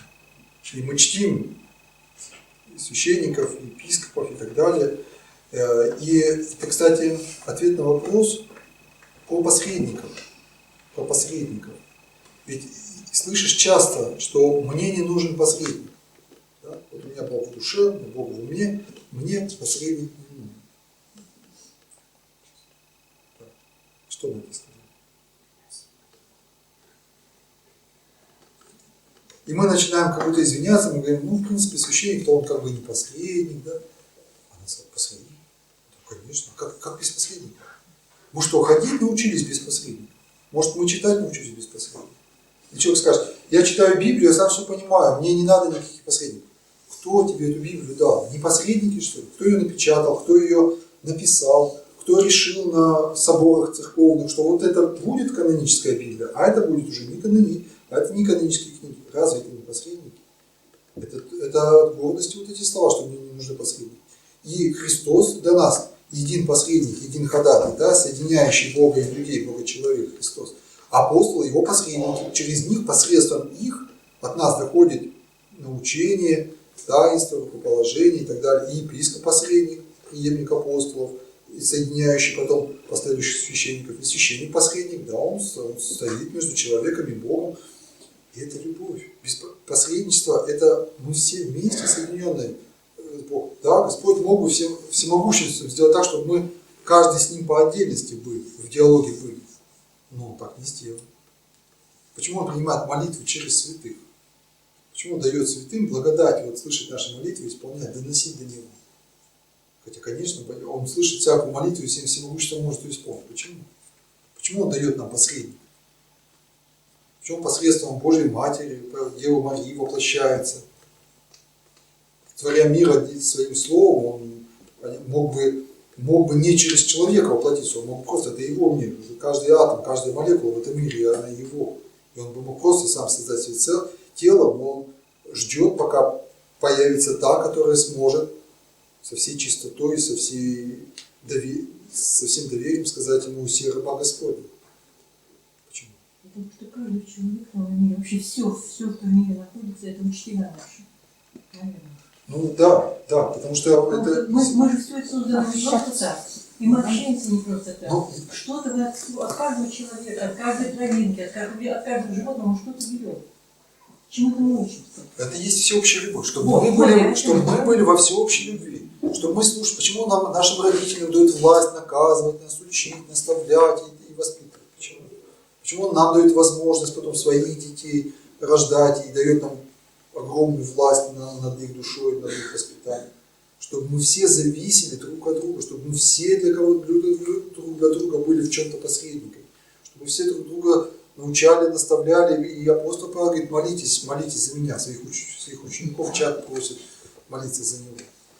Чтобы вот эта любовь Божия, она приумножалась среди нас. Это и есть церковь. Это и есть церковь, любовь Божия, живущая в нас. Не просто любовь каждого человека по отдельности к Богу, а любовь Божия, живущая среди нас. Мы... А вот святой Андрей, это для России апостол, да? Да, да. Он для нас посредник. Мы считаем его своим апостолом. Мы считаем, что от него мы получаем христианство. Он родоначальник, да. И как нам вот, как для каждого из нас ценно, но обычно это образ семейного вечера, да, вот когда семья вместе, новогодний вечер, да, вот все собираются, стол, вот несколько часов можно не заботиться ни о чем, вот все уже накрыто, все приготовлено, можно сидеть, разговаривать, никуда не спешить, все приехали, все собрались, все хорошо, можно веселиться и так далее. Вот это же есть образ, только церковь она больше. Мы все должны так, люди все должны быть так. Вот Господь так задумал, чтобы мы все жили так. Чтобы не было между нами правовых отношений, чтобы не было между нами вот этих вот перегородок, барьеров, чтобы мы все были едины во Христе. Чтобы вот этот пир, чтобы вся наша жизнь превратилась в такой пир. И мы этим занимаемся. На земле пытаемся это осуществить, конечно, с огромным трудом, а в Царстве Небесном это осуществится, подавай нам истину тебе, прочищайтесь и мучебные дни Царства Твоего. Мы здесь уже соединимся с Христом, но полнейшее соединение, то есть полнота этой любви, она будет уже потом в Царстве Небесном. Дается она через смирение. Блаженны кроткие, они наследуют. Кто хочет быть первым, будет всем. Кто смирится, тот возвышен. Очень А мало. вот если человек все время, допустим, со мной или с кем-то все время разговаривает в назидательном тоне, не на равных, в конце концов не выдерживаешь и вспылишь, значит придется теперь каяться. Ну, да. Ну, это проверка нашего испытания, такое вот на смирение. Это то, о чем сказано, что если ты видишь в глазу сучок, да, вот мы видим в человеке вот это отношение к Господу. Если ты это увидел, значит уже в твоем глазу грех. Сначала вынес свой глаз, но тогда ты поймешь, как изъять сучок из глаза сразу. И когда ты сам смиришься, и тогда ты уже поймешь, как его привести к смирению. Никак. Не надо на него воздействовать. Просто он сам от тебя это воспримет.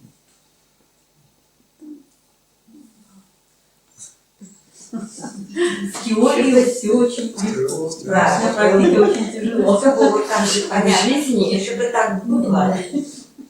Ну, поэтому мы и говорим, что это бесконечно тайна. И говорить о ней, разговоры это разговорами, а тут же выходишь и спотыкаешься, и падаешь, потому что говорить это одно, это говорить это как камушки с колокольни. Да, вот. А делать это как камни на колокольне носить. Поэтому говорить, конечно, легко говорить, легко учить. Но, с другой стороны, без этого никак. Вот не будешь общаться, не будешь делиться, не будешь поучаться, тебя и расти не будет. Все равно и это тоже надо. Дениса поблагодарим, он тоже поучаствовал, Денис Аксузян, подготовил материалы, подготовил цитаты, выбирал. Вот. Что еще сказать? По-моему, на всех сказали. Ответственность может еще ощущать. Ответственность друг за друга. Вот когда мы видим, знаете, иногда говорят вот святые, да, это я согрешил. Когда мы видим человека в каком-то грехе пребывающем, мы должны понимать, что мы ведь все друг за друга, так или иначе, в какой-то степени мы ответственны. Мы все связаны друг за другом. Вот это вот сопереживание, не просто сочувствие, а сопереживание, действительно переживание его боли, как своей боли, это тоже тоже часть вот этой Опять же, ты переживаешь внутри, ты сказать не можешь. А ты просто на него смотри такими глазами, и как больной на больного. А как жалко, как будто тебе его жалко, да? Как больной на больного, не как врач на больного, не как учитель на ученика, как больной на больного. Ну как два больных человека. Да. Вот с таким сочувствием, с таким состраданием. Тогда, наверное, и сможешь вынуть сучок из глаза. Еще последнее. А если не можешь посмотреть такими глазами, то лучше просто ну вот ты же не можешь меня заставить. Лучше не смотреть тогда. Ну как вот? Не могу объяснить. Ну это же надо. Ты хотя бы захоти вот так посмотреть. Ну, захотеть, да. Захотеть. Умом хотя Просто бы. если ты артистически чисто это делаешь, то Господь-то видит, что это у тебя все не... Ну, хорошо, тогда посмотри на него как можешь, но Да. при этом думай о том, что я ведь знаю, что я должен смотреть по-другому. Ну прости, пока вот по-другому не могу. Вот. Должен. Но он же тоже чувствует, что ты возносишься, но хоть понимаешь, что ты возносишься. Всевышнего это не обманывает, как бы вы там не пояснить. Еще вот есть интересная заповедь церкви, которая в нашей жизни пока еще тоже, она мало понята и мало реализована. Это вот если видишь брата своего согрешающего, скажи ему, да, потом, если не послушает, возьми 2 или 3 при них скажи, потом скажи церкви. Как-то почитал толкование, подивился, вот насколько действительно Господь какой ответственности нас прививает. Вот если кто-то против тебя согрешил, ну, имеется в виду в церкви, да, ну, среди единодушных людей, единой веры, оказывается, то есть не надо это просто вот обижаться, носить в себе и так далее. То есть если это разделяет вас, да, и он действительно согрешает против единства, надо сказать. Надо действительно брать. Да. Сказать ему надо? Да, сказать ему. То есть, чтобы это не пошло дальше, чтобы этот грех не отделил потом в итоге тебя или его. То есть надо попробовать уврачевать. Но опять же, конечно, с кротостью, опять как сказать, когда сказать, тут надо думать, это не значит, что надо всем сразу бегом все говорить. Но в принципе надо сказать. Если он тебя не послушает, а ты уверен, что это, тогда возьми 2 или 3, потому что тогда 2 или 3 уже всяк глагол станет, то есть подтвердится. Может быть, ты не прав. И они тебе скажут, слушай, ты не то. Все в порядке. А может, они скажут ему, что это не просто уже твое, это действительно он идет против людей, против церкви. 2 или 3. Ему 3 человека скажут, и он еще обозлится. Тогда скажи церкви. То есть скажи уже там, начальникам, священникам, то есть уже вот это вот церковное, вот это выполнение общине, да. И тогда уже от церкви то же самое должно быть сказано. Но если он и тогда пойдет против, значит, он действительно тогда ты получаешься стукачом. вышел из нас, но не был наш. Нет, а иначе это будет гангрена. Вот вдумайтесь, посмотрите на эту заповедь, почитайте еще о ней. Вот я тоже сначала так раньше думал, не понимал смысла этого обличения. А потом как-то вот через одну ситуацию вникал и прям вот подивился, на самом деле, какому союзу, какому единству это ведет. То есть насколько мы должны быть близки друг к другу. Это, знаете, это вот как в семье. Вот если кто-то что-то делает не так, мы же не будем на бесконечности. Мы все равно скажем, да, если ты нарушаешь вот это единство семьи, мы все равно об этом скажем. И на семейном совете скажем, и там вдвоем скажем. Вот. Чтобы не разрушить, чтобы человек не пропал, не погиб. Ну, каяться в этом не надо, что ты вот пошел там на человека, и да, пожалуйста. Надо смотреть по ситуации. Ведь все еще зависит от того, с каким чувством ты в сердце это говоришь. Как ты это говоришь. Господь ведь смотрит на намерения наши, на сердце наше смотрит. Может это совершенно добрые, правильные слова сказать с осуждением, а может с гневом сказать, а в сердце иметь кротость. То есть можно сказать гневные слова, оскорбительные даже. Но так это сказать, что человек не оскорбится. Господь же тоже и кого-то и скамейки там опрокидывал, и бичом разгонял, и говорил змеи, порождение хильное. Это был правильный грех. Эту заповедь надо составлять состояние. А если, значит, совсем молчишь, и, в общем, как будто бы не обращаешь внимания. Но здесь осуждение. Нет, если это против тебя, вот лично против тебя, вот иногда это надо подставить, это ругайся, поставь другую щеку.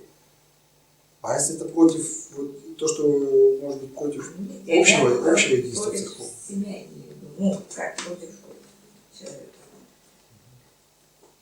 Против кого-то, то, конечно, если против кого-то пойдешь и защищать, это, а когда против тебя. Вот, я говорю, если просто промолчишь и сделаешь вид, что ты его не слушаешь. Ну, здесь Вот такие вот ситуации, да, они часто возникают, к сожалению. да, думай. Поэтому думать твой благи наставит меня на землю праву. Надо думать, молиться, чтобы Господь разбил. Вот где нет шаблонов, нет стандартных ситуаций. Есть заповеди это направление. А в каком направлении идти в данном конкретном случае? Вот тут надо просить вразумления. Будьте просты, как голубец, и мудры, как змеи. Где надо промолчать, а где сказать, где проглотить, а где обличить. Это можно. Да, мудрости. Попросит всякий, не сомневаясь, и получит. Ну что, получили мы заквасочку сегодня, поразмышлять, подумать, да, чтобы жизнь наша стала более общей, более правильной, более близкой к Богу. Книги в помощь нам. Да, вот уже апостольские. Еще одну книжку покажу.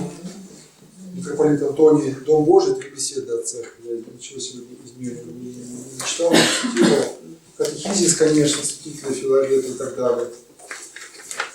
Ну, если у вас какие-то книжки вам попадутся в руки, тоже поделитесь, принесите, потому что это тема, которая возвращаться надо постоянно.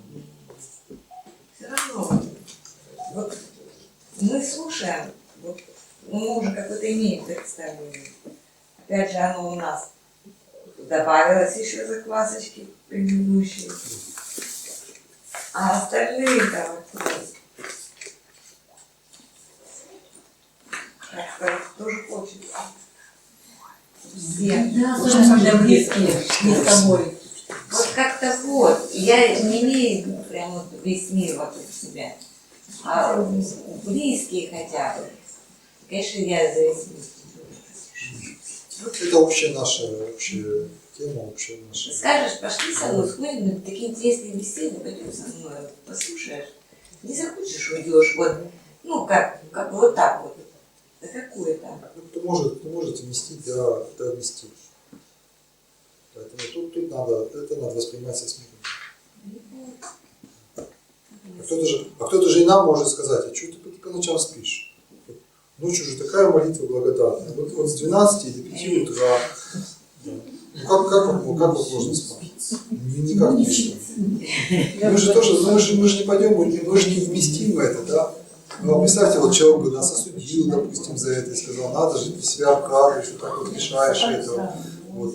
Ты, вон, патриарх Никон по 1000 поклонов земных делал в день. По кого? Желаете?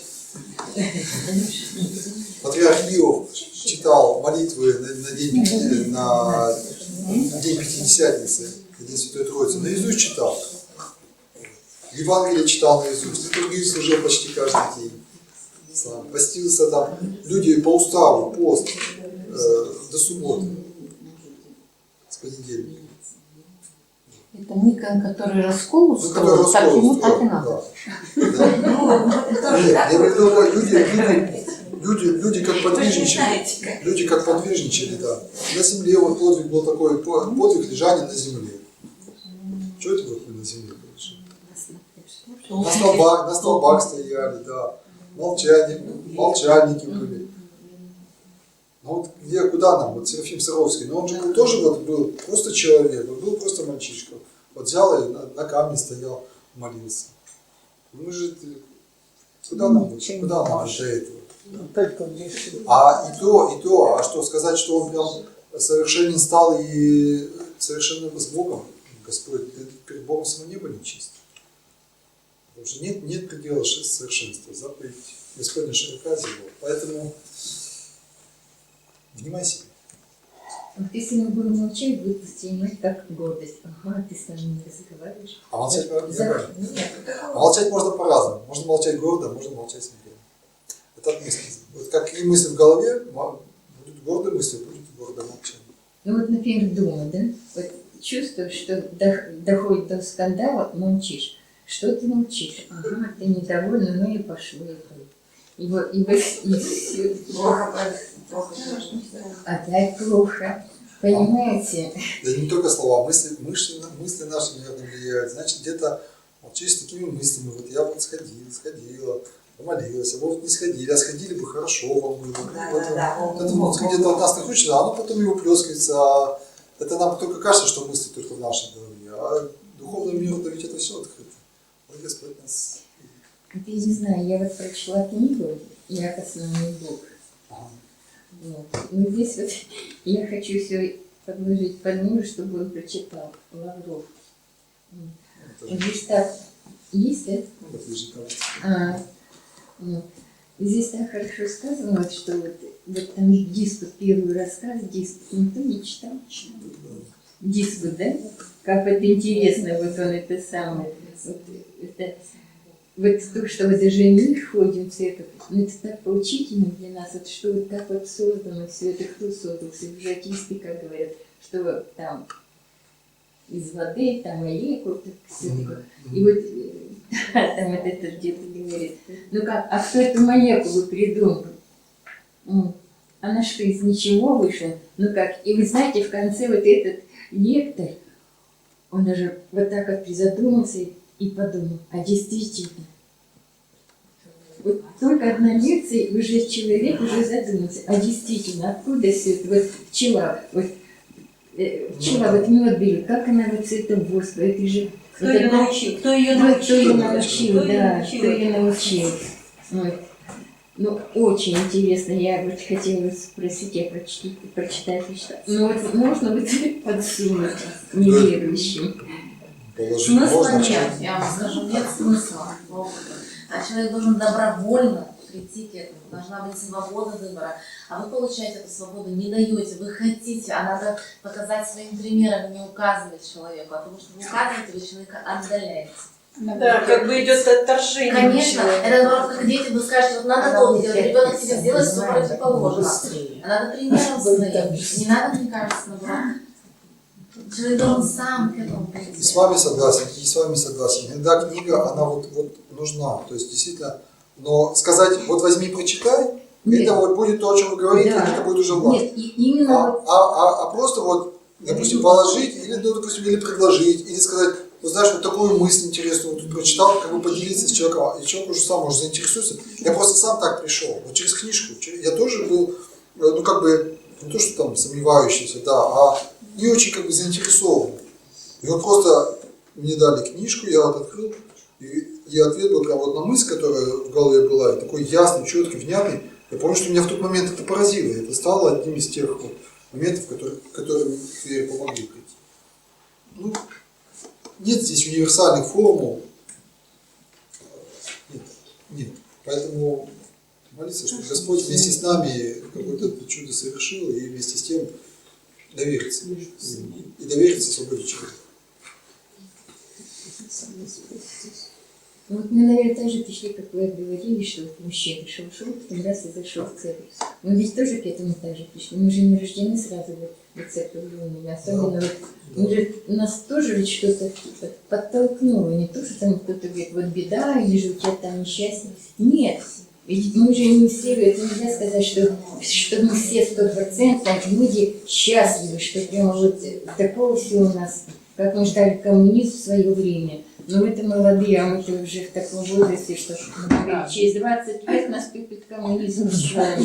И вот, да, и все готовы, что вот мы будем жить при коммунизме. И мы же тоже ведь пришли, нас что-то вот позвало в церковь, так? Нет, я, например, вот так вот рассуждаю. Кстати, в книге «Деяния апостольских» вот это вот написано, вот это общая собственность, общая жизнь, никто ничего не называл своим. Да. Вот церковная жизнь лучше всего описана там. И Господь ежедневно прилагал спасаемых в церковь. Поэтому ответ на ваш вопрос такой: давайте вот к этому стремиться. А Господь уже будет прилагать спасаемых. Это не мы не можем никого в церковь вести. А Господь, видя, что есть куда приложить, камушками приложить. Давайте будем такими камнями живыми, плотно прилегающими друг к другу, живущими общей жизнью. И эта любовь, она и спасает. Она и привлекает к нам благодать Божию. А остальное это будет почтено молчанием. Да, вот в церкви, когда стоишь, молишься, все вот ваши проповеди, когда слушаешь, когда мы с вами вот так вот беседуем, все понес. А как выходим в них, это все что-то вот, куда все это девается, непонятно, понимаете? Вроде бы и стараешься. Вот над этим надо работать, надо стремиться к такому вот цельности, единству, чтобы не мир тебя побеждал своей суетой, а чтобы ты суету мира побеждал своей. Значит, есть еще куда расти. Ну что, будем заканчивать на этом. Благодарю за внимание, благодарю, что пожертвовали своим временем сегодня для нашей беседы. Простите, что-то может быть не так сказал, что-то может быть лишнее, что-то не совсем верно. Но во славу Божию, пусть нам будет приложение наших